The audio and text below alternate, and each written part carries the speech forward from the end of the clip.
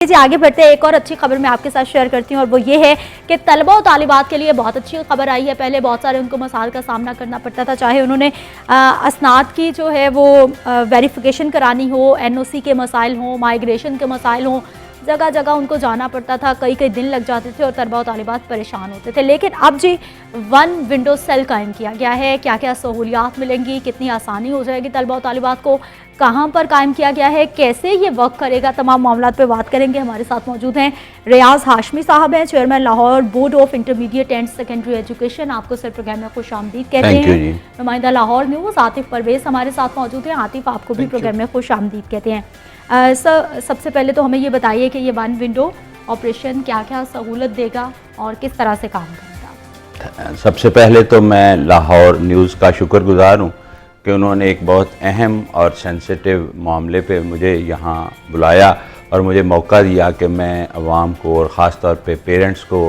और उनके बच्चों को ये इत्तला दे सकूं कि मुश्किल का वक़्त ख़त्म हो गया। और हमने लाहौर बोर्ड में एक फैसिलिटेशन सेंटर बनाया है जिसमें हमने तलबा के लिए, वालिदैन के लिए, असातिज़ा के लिए हर तरह की सहूलियात मैसर कर दी हैं अंडर वन रूफ। और उसमें हम NOC, migration, duplicate result card, duplicate सन, रोल नंबर स्लिप डुप्लिकेट और इस तरह के कंप्लेंट रिड्रेसल का निज़ाम और हर तरह की जो भी इंफॉर्मेशन है वो डाक है वो वहीं पे, बैंक की सहूलियात भी वहीं पे हमने उनको प्रोवाइड कर दी हैं।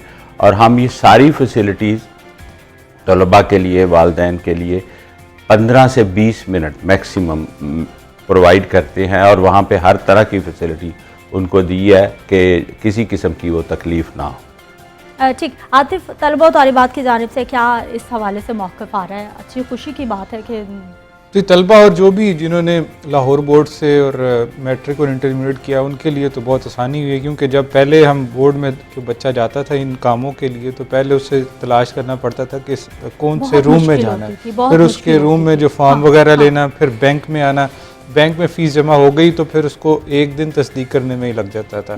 फिर जो मुतलका ब्रांच में जाता था, फिर वहाँ से जो है ये कम से कम 1 हफ्ता 10 दिन तो लग ही जाते थे, मिनिमम जो है लग जाते थे।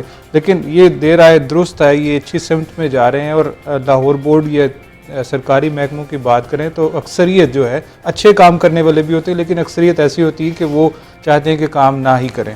तो ये एक अब अच्छी लीडरशिप ने जो फैसला किया है कि एक नई डायरेक्शन दी है उनको और उनको एक काम में लगाया है, तो जो जिससे तलबा और तालिबात और जो लाहौर बोर्ड में आने वाले जो स्टूडेंट्स हैं, जो भी सालीन हैं, उनके लिए आसानियाँ पैदा हुई हैं। क्योंकि जो अब एनओसी है या तस्दीक का अमल है या माइग्रेशन का जो लेना है, डिग्रियों की असनाद है या रोल नंबर स्लिप है, तो ये ज़्यादा से ज़्यादा 15 मिनट या 1 घंटे में जो है ये काम सारा हो जाता है। लेकिन इसमें अभी भी कुछ रुकावटें हैं, जैसे कि 2007 तक का जो रिकॉर्ड है वो कंप्यूटराइज है, उससे पहले का जो उससे पहले जो है वो सारा मैनुअल में था। तो 2007 तक का जो काम है वो तो इजीली इसके जरिए हो जाएगा। इसका रियाज साहब से जवाब ले लेते हैं। सर, 2007 के जो पीछे वाले मामले थे उनको उसी तरह मैनुअली देखा जाएगा या फिर उनको भी सिस्टम पे लाया जाएगा? ये मैं करेक्शन कर दूं, 2003 से हमारा कंप्यूटराइज रिकॉर्ड मौजूद है और वो सारा असेस में है एक सिंगल क्लिक पे।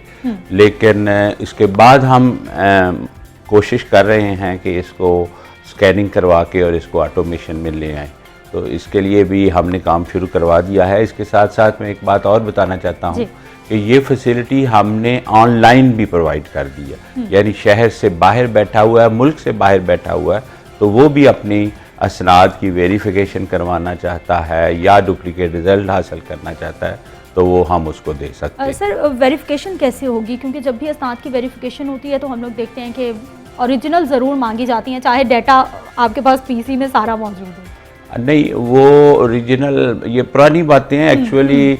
मेरे से पहले तो ये भी होता था कि लोग कहते थे कि आप पुराने अपने स्कूल में जाएं और अपने हेडमास्टर और प्रिंसिपल से दस्तखत कराएं। और बाज़ औक़ात लोग प्रॉब्लम में हो जाते थे कि वो स्कूल ही बंद हो चुका होता था, स्कूल बंद हो गया, कहीं से कहीं तैनातियां हो जाती थी, हो जाती थी, तो वो हेडमास्टर भी रिलक्टेंट होते थे। तो मैंने इस रूल्स को ही चेंज कर दिया। हमारी खुशकिस्मती ये है कि लाहौर बोर्ड एक ऑटोनमस बॉडी है और यहाँ हम अपने रूल्स खुद बनाते हैं। और लोगों की सहूलत के लिए मैंने अपने तमाम बोर्ड्स को, एम्प्लॉइज़ को ये हिदायत दी हुई है कि आप इस बात को मद्देनज़र रखें कि लोगों को हम किस तरह सहूलियात दे सकते हैं। हमारे अवाम बेचारे बहुत ख़राब होते हैं और कभी बाहर के एजेंट माफिया उनको लूटने के चक्कर में होता है, और कभी बाज़ औक़ात हमारे कुछ ऐसे नापसंदीदा अनासर होते हैं जो वो उनको मिसगाइड भी करते हैं और उनसे बाज़ औक़ात कुछ इलीगल ग्रेटिफिकेशन भी हासिल कर। तो इस बात को डिस्करेज करने के लिए मैंने अब जनरल पब्लिक की एसेस सिर्फ फैसिलिटेशन सेंटर तक रखी है, ताकि ना उनका इंटरेक्शन किसी बाहर के बंदे से हो, ना बोर्ड के एम्प्लॉई से हो, और वहाँ से आएँ। और मैं भी हर वक्त तकरीबन अवेलेबल होता हूँ और आवाम को ख़ास तौर पे बताना चाहता हूँ कि मेरे मिलने के लिए किसी किस्म की चिट कार्ड की ज़रूरत नहीं है। और मैंने अपने ऑफिस के स्टाफ को कहा हुआ है कि जो भी मुझे मिलने आए वो हर वक्त मैं अवेलेबल हूँ और मैं आवाम की शिकायत सुनने के लिए तैयार हूँ। आतिफ, ये बड़ा अच्छा एक है कि बोर्ड के पास सारे इख्तियारात मौजूद हैं कि वो जो भी करना चाहता है 4 जगहों से उसको इजाज़त लेके या फिर 4 महकमे उसमें इंटरवीन नहीं करते। अक्सर हम लोग देखते हैं इस तरह के मसाइल जो हैं वो काम भी नहीं होने देते। जी बिल्कुल, जितनी ज़्यादा मुदाखलत होती है उतनी ज़्यादा जो है वो काम लटकता जाता है। और हमने देखा है कि सरकारी कामों में ऐसा ही होता है। लेकिन ये एक अच्छा सेंटर है और यहाँ पे देखते हैं ना सिर्फ सेंटर बल्कि बाहर भी जो लोग आते हैं, साइलिन आते हैं, उनके बैठने के लिए अच्छा इंतज़ाम किया गया है, पंखे लगाए गए हैं, पानी का इंतज़ाम किया गया है, वॉशरूम है। तो जो इस तरह की चीज़ें पहले जो मौजूद नहीं थी, अब ये एक छत के तले तो लोगों को या साइलिन को चीज़ें मिल ही रही हैं, साथ उनके बैठने का, फिर उनको गाइडेंस के लिए भी वहाँ पर अफराद जो है तैनात किए गए हैं, ताकि जो आता है अगर कोई उनका सवाल होता है तो वो फौरी तौर पर जो है उनको हल भी किया जाता है और उनको हदायत दी जाती है और गाइड किया जाता है कि इस तरीके से उनके मसाइल को हल किया जाना चाहिए। तो इस तरह के जो फैसिलिटेशन सेंटर हैं वो होने चाहिए। इसमें मज़ीद जो है कि हम कल सवाल कर रहे थे कि जो फाइल ट्रैकिंग सिस्टम जो है या क्यूमेटिक भी होना चाहिए, ताकि लोगों को नंबर मिले, जो लाइन में आया उसको पता हो कि मेरा नंबर इतना है। हाँ, तो जैसा वो कि हम नादरा मेगा सेंटर्स और डिफरेंट उसमें देखते हैं इसमें फैसिलिटेशन सेंटर में ये सहूलत जो है वो शुरू की गई है। लेकिन ये फाइल ट्रैकिंग का है कि घर बैठे ही पता लग जाए कि उनकी फाइल कहाँ तक पहुंची है। अगर नाम करेक्शन का होता है, डेट ऑफ बर्थ की करेक्शन होती है, तो और भी इस तरह के जो बोर्ड से मुताल्लिक काम है उनको जांचने के लिए, या उनको पता हो कि जो साइल है कि मेरी फाइल इस वक्त इस डिपार्टमेंट में मौजूद है, इस कमरे में मौजूद है। ये अभी मजीद बेहतरी की खासी गुंजाइश। बिल्कुल, मैं आपको ये बताना चाहता हूँ कि मैं पहले चेयरमैन मुल्तान बोर्ड भी रहा हूँ और अल्हम्दुलिल्लाह ये मैंने सिस्टम वहाँ पे डेवलप किया हुआ था। अब भी मैंने ये टारगेट दिया हुआ है अपने कंप्यूटर पर्सनल को, और इंशाअल्लाह विदिन ए वीक और सो हम फाइल ट्रैकिंग सिस्टम की तरफ भी जा रहे हैं।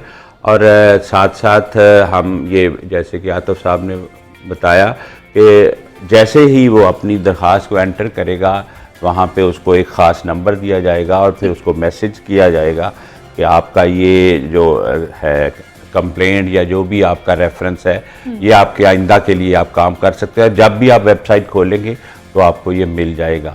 इसके अलावा हमारा ऑनलाइन कंप्लेंट सिस्टम भी है, जिसमें कि हम जब भी कोई बाहर से भी कंप्लेंट करता है उसको हम उसका एक नंबर देते हैं, उसको मैसेज चला जाता है और फिर वो उसको फॉलो कर सकता है। और मैं ख़ुद इसको मॉनिटर कर रहा हूँ कि लोगों की जो कंप्लेंट्स हैं वो उसकी रिड्रेसल हो। और साथ साथ मैं आपको ये भी बताना चाहूँगा कि मैंने बोर्ड में अल्हम्दुलिल्लाह ज़ीरो पेंडेंसी कर दी है। कोई, मैंने ये सर्टिफिकेट लिया हुआ है अपने तमाम अफसरान से कि पब्लिक का कोई काम